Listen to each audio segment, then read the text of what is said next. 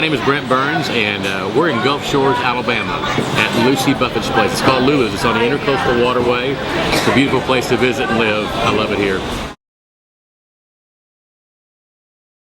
Well, you know, I've had a real fortunate, blessed, and life, and I really believe in giving back to my community because I have been so fortunate. And so I give part of my CD sales to charity, and it's been a real variety of charities, and not just in this community. I mean, one thing I contributed to this last year was Operation Walk out of California, which was because my doctor, William Long, fixed my leg 5 years ago. I had a major surgery from my injuries in Vietnam, spent 25 years on a crutch and a 4-inch built-up shoe, and he fixed that. So one of my major contributions last year was to Operation Walk and William Long in Los Angeles. So it's important to give back. You know, I've had a really great life, and it continues to be great.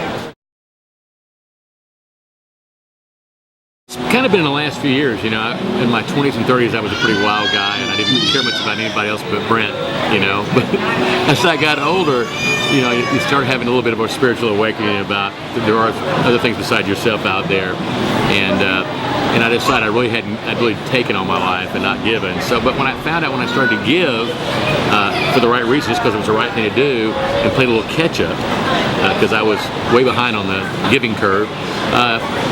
My life really changed for the better. I mean, really, the more you give, I mean, I've just been really, I hate the word blessed because it's overused, but you know, I've had a charmed life last few years.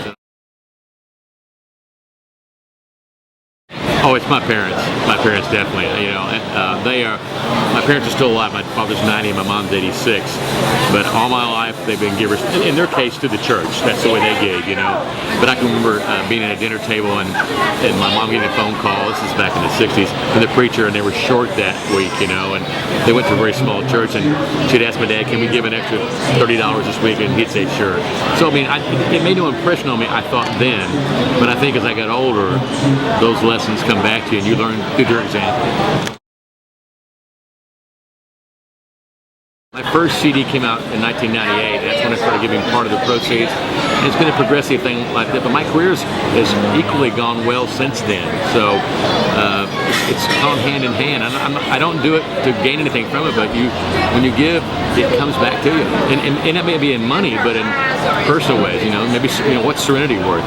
You know, pretty valuable stuff. Giving a small part of my proceeds of my CD sales is, and I give it to a variety of things: Habitat for Humanity and Operation Walk, and we have a Christian Service Center here in my church, and one of my favorite charities is Habitat for Humanity. I mean, I love them, and I was able a few years ago to buy a whole framing package for them through CD sales, and I wrote a song, as you may know, called "Build Them a House." It's a tribute to all the people at Habitat for Humanity, and it's really one of my favorite songs I've ever written because it really says what I feel about Habitat. They do so much good all over the world for people who can't afford a home, and a roof over your head is not asking too much, just a roof. And anyway, the song after all these years still moves me, because I think it's called "Build Them a House" so they can have a home. To hear me live, they can go to www.brentburns.com. If they want to order my music, they can order it through iTunes. If they want to download it, they can order it through CD Baby, through Amazon.com, through BrentBurns.com. If they want my music, it's real easy to find. Nobody becomes successful or happy in life without someone helping them out, because everybody has hills and valleys in their life, and sometimes you need a hand up when you're down in a valley, maybe mentally and stuff. So I have lots of friends, and you got to give back. And it's not always money; it can always be a helping hand too for someone. You can give your time, you can volunteer. If you don't have money, volunteer to help somebody in your community to build a house for Habitat, or to serve at a food bank, or serve food at a food kitchen. There's always somewhere to give. It doesn't have to be money.